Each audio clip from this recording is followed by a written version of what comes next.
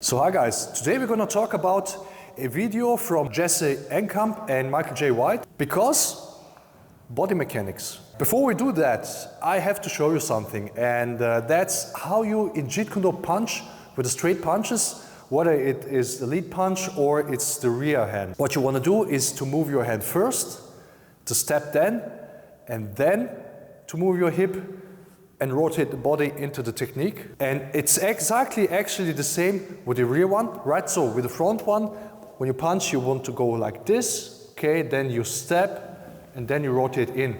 And it's the same with the left. So when you punch with your rear hand, okay? So you move your hand first, then you step, and then you rotate. When you do the corkscrew, you rotate, of course, your hand as well.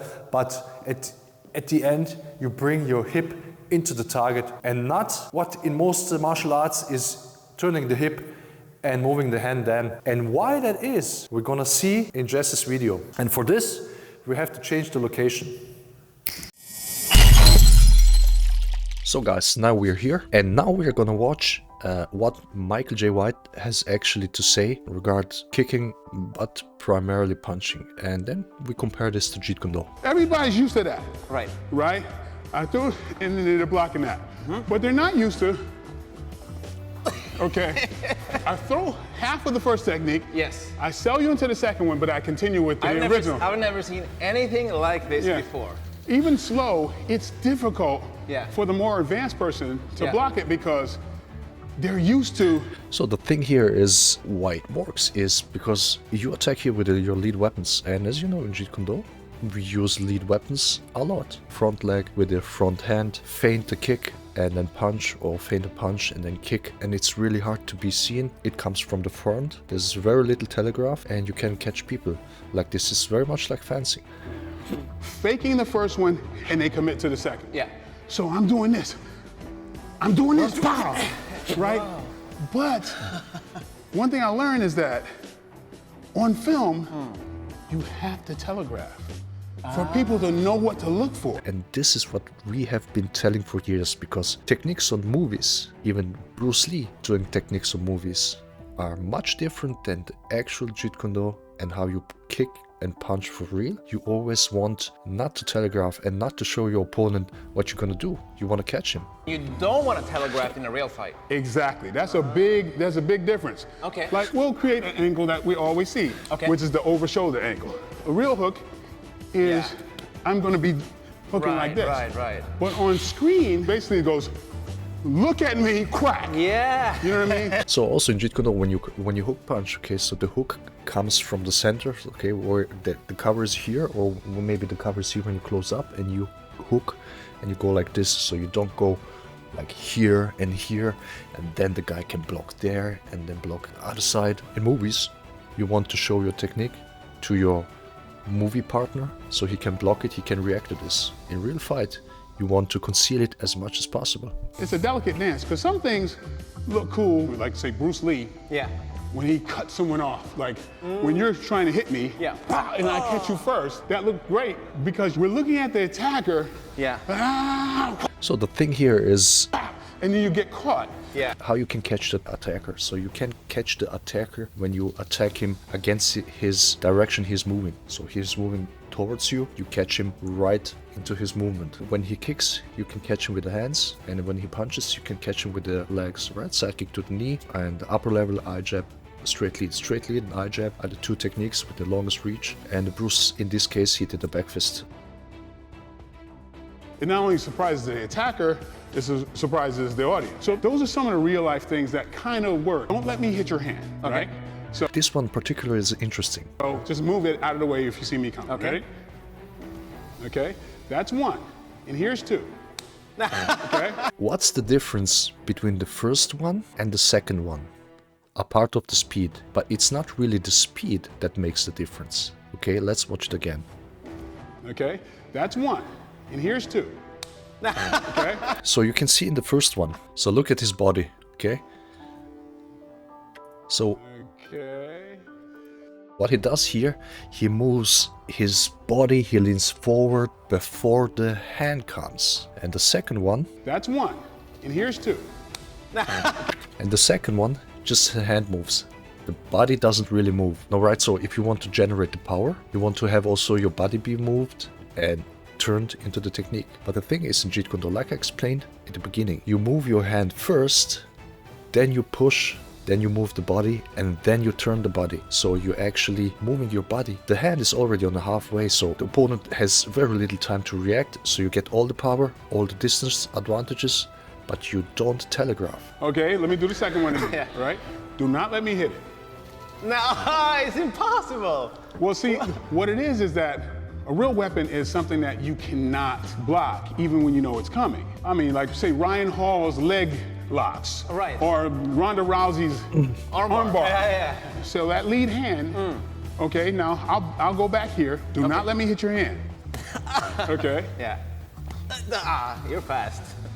So it's The real art here would be if when he punches, he does also the step, but because he does the static, he's actually already in the punching range. So in Jeet Kune Do, you want to be out of the range, so you have to step in. You have to do the push shuffle. For this, you have to perfect your push shuffle, so you can bridge the gap, like what Bruce could do really well. Bridge the gap with this kind of fencing step and use the hand for the attack. But it's very difficult. You have to train this a lot and a lot. not speed, okay? Wait, if that was my face, I'm done. Exactly, that's the idea. Is if you know it's coming and you can't move your hand out of the way, you'll never move your chin out of the way. Right. So- So why is this particular punch so hard to stop? Because you can't tell how close something is coming directly at you. And if I move this, you see that. But Yeah. if this is moving forward, right? Yeah. And then I turn my hip and shoulder at the last second, This is actually true. So like in JKD, so you punch, you step, and you turn the body in the last moment. All the body rotation unloads in the target, and it doesn't telegraph. you don't know it is traveling towards you. Wait, so that's the opposite of what most people do. Exactly. That's what we say. Most people do it exactly the opposite. Start with the hip and end with the hand. Which is, it's got its place. But the punch you don't see coming is Starting with the hip and end with the hand, that's what you do when you do a hook punch. Close fight, okay? There's one exception. Long range hook. the one that knocks you out. Yeah. I mean, you can even do it with kicks. What we have a tendency to do is to commit the hip early. Okay, Yeah. so let me show you for a second. Okay. Okay, just spar normally, right? Yeah, yeah. So when I do this, see the reaction, right? Yeah. So I'm still sparring, right? You didn't react just now. Ah, no. But half of my kick was done. Yes. But you didn't react because my knee didn't come close to you. So what Yeah. happens, I'm here, right? Right. I've lifted this, there's no time.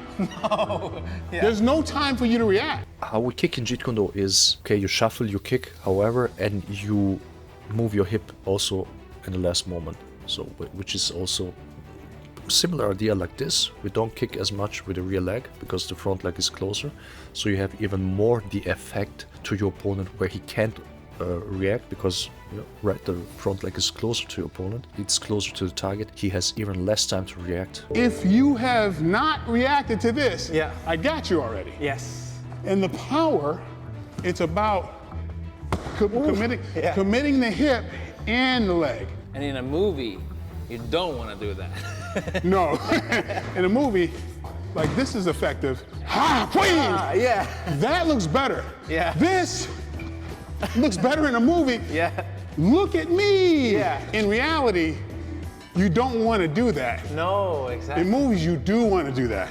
So we've talked about how to attack. So what about how to defend? That's why it's important to know how not to telegraph and do your kicks. For example, on some pads, kicking pads, right?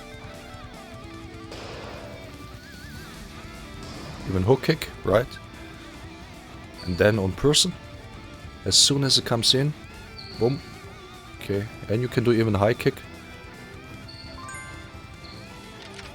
Where when it comes from the front leg, it's even harder to see. I want you to yell, pow, Pow. pow, Pow. at the end of my punch. Ready? Pow. Pow. Pow. Pow. Pow. Pow. Right? Yeah. You can anticipate, Pow. Pow. right. I'm only dangerous at the end of the punch, at that second. Now, I want you to slip and say pow. Okay. At the same time. Yep. All right. Pow. Pow. Pow. Pow. pow, pow, pow, pow, pow. The best fighters are the defensive fighters. Yeah. They take advantage of the other person's flaws. Yeah. This is very much true. The Jeet Kune Do itself is a very defensive martial art. As a Jeet Kune Do fighter, you should be counter specialist, whether it's intercepting, during or after. And what you don't want to do is block, because if you are not even blocking, you don't react to feints, right? So when somebody's feinting, you don't go for a block. You don't make an opening for your opponent. Instead, you counter to his opening. Connecting that sound to the movement. Exactly, because your eyes will lie. I see, yeah. I did a scene where I'm fighting The Rock's double. And so one of the things is when you watch people, they're fighting, you know, some people drop their hands. Yeah. So my character is watching him drop his hands. Oh, okay.